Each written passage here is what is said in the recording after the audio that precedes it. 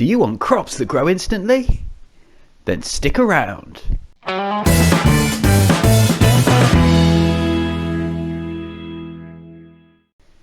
Hey there crafty miners, RendarCrumb here, and today you're going to learn how to make a simple crop farm which will give you access to all the carrots, potatoes and any other crops you might need in your survival world. What's your go-to crop? Leave me a comment below.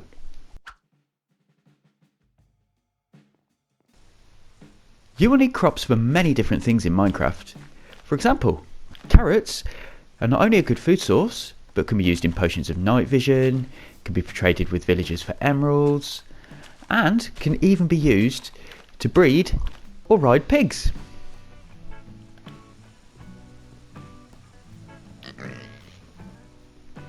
Potatoes can be used to help breed villagers, traded, or cooked up to make a lovely baked potato.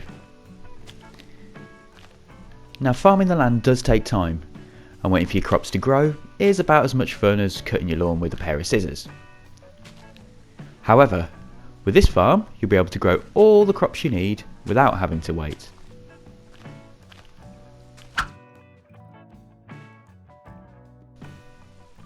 To activate the farm, you simply need to place your crop of choice on this block here.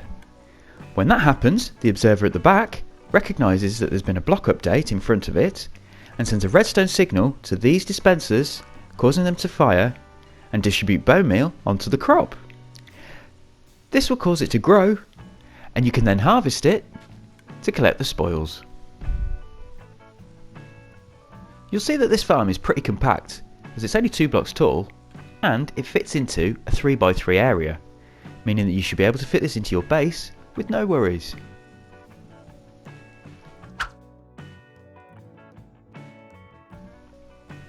So here's everything you're going to need to build this.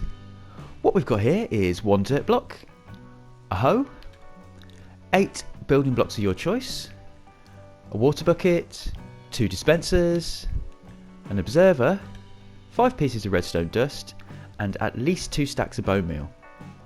Now the more of this you can get, the better, so you might have to go fight some skellybobs for bones to craft into bone meal.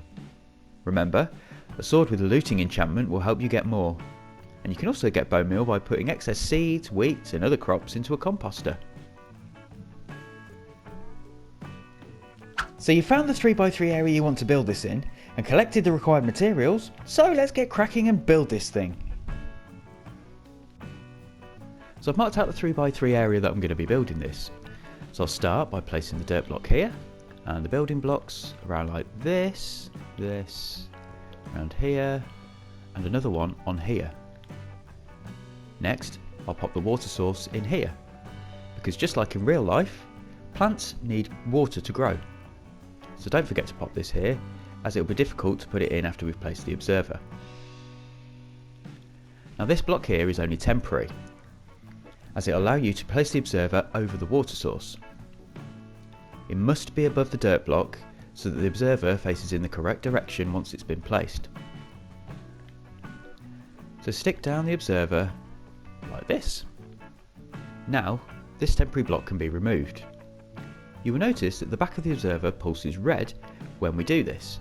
This is because the observer sends out a redstone pulse whenever it detects a change to the block space directly in front of it. This is the basis of the design of this farm.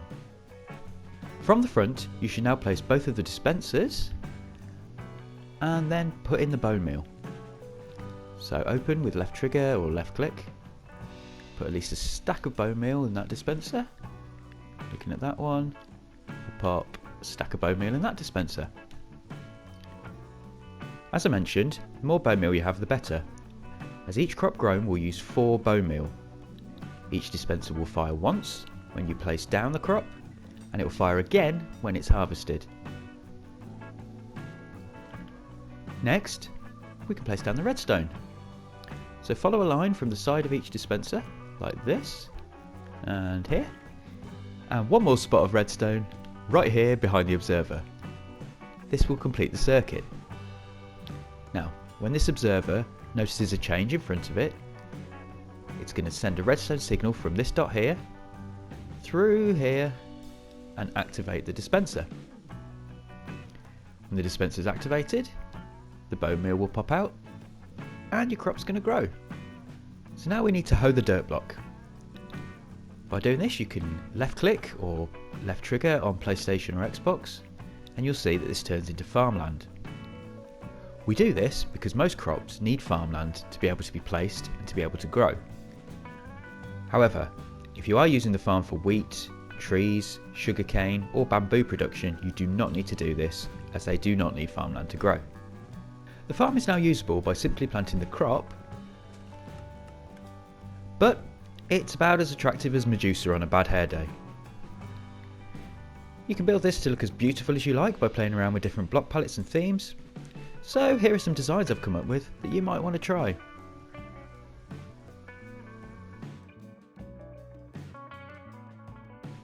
This first one here is based on an underwater theme. It's ideal for any underwater base, or even a converted ocean monument. Using a fairly simple block palette, the green and blue complement each other well, and the stairs not only add definition, but are a cheeky way to hide the dispensers. So in this design, I've used light blue stained glass for the floor and archway, as well as prismarine and dark prismarine. I think the prismarine in the floor looks great, and almost feels like you're walking over a swimming pool. Remember, prismarine can only be found in ocean monuments, so this is something to bear in mind if this is a colour set you are looking to work with. This design is simple, yet effective. By having a layer of water under the floor, I've been able to pop some fish in, really adding to the nautical feel. The glass archway gives a sense of height that stops you focusing on the details of the floor without being too overbearing. Next, we have one for a desert or Egyptian themed build. Based on a pyramid, this design is reasonably simple, but has been made to match any other builds around it. I've used the different sandstone variants available, and the chisel sandstone adds a bit of something different. If you're already building in a desert biome, you'll probably have an abundance of these blocks, so this is incredibly cheap to build. You'll see that I've not put a lot of detail into this, for the simple reason that it's meant to blend in. You can, however, play around with various colour schemes by using terracotta if you wanted this to stand out a bit more. Moving on, we have a more rustic design, which is suited to the outside of a medieval building. The beauty of this design is in its simplicity. It's made to blend in with the surroundings by using an earthy block palette. Using a combination of wood, stone brick and green concrete, this design is very cheap to build, and the lanterns give a nice source of light and a bit of depth to the whole thing. This next design is well suited for any modern build. It can be used on the inside or outside, maybe even on the roof or in the back garden, but due to the nature of modern builds, can easily be attached to any part of the building. This is definitely intended as a feature. It is meant to stand out. I've used white and light grey concrete primarily. The textures of the concrete blend together to form smooth surfaces. The quartz stairs not only hide the dispensers, but add character and break up the design. Moving round, you can see the sea lanterns at the back, and the end rods that I've used at the side here. They give a lovely effect at night time.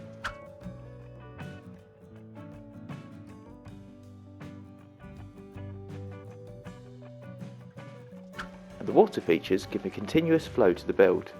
Be careful of the redstone though, as water can wash it away. Now it does take a bit of grinding to gather enough sand and gravel to make the concrete and nether quartz for the stairs, but apart from venturing into the nether, these are easy enough to come by. This one would be great for any medieval or Tudor builders. Designed to be used as a kind of outhouse, this can easily be modified to fit inside your base, or even into the walls of your property. Although it does here on its own, this is not designed to stand out from the other buildings it would be next to and should feel right at home. The polished diorite blends well with the side texture of the dispensers, but also looks good next to bright white buildings. The spruce wood slabs at the top are a lighter wood, so do not make the build feel top heavy and allow the dark oak to be used as a solid foundation. Wood is the first thing you'll get in Minecraft, and you will naturally come across diorite when mining, so this should be an easy build to replicate. Well howdy! This final build is based on a Wild West saloon. If you wanted to build in a mesa biome, this should fit right in. As buildings of this era are predominantly made of wood, this is pretty easy to duplicate. The design is mainly made from oak, but I've used some red sandstone to break it up, and spruce trapdoors here to give the feel of saloon doors opening on the farm. feel like John Wayne walking up to this one.